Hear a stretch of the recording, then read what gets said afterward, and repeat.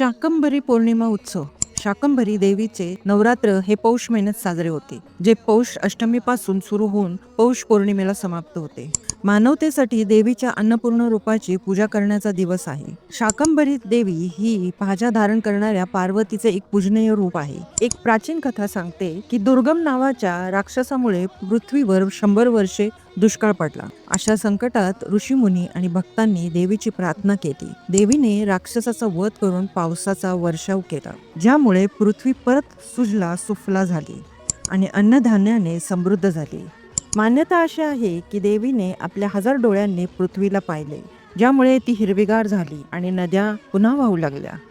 देवीने तिच्या तपश्चर्येच्या वेळी फक्त भाज्यांचे सेवन केले होते. देवी शाकंभरीला पोषण करणाऱ्या आणि जीवनाचे पालन करणाऱ्या रूपात पाहिले जाते. शाकंभरी पौर्णिमेच्या दिवशी भारतातील विविध मंदिरांमध्ये, विशेषतः शाकंभरी देवीच्या मंदिरात, देवीला फळे व भाज्यांनी सजवले जाते.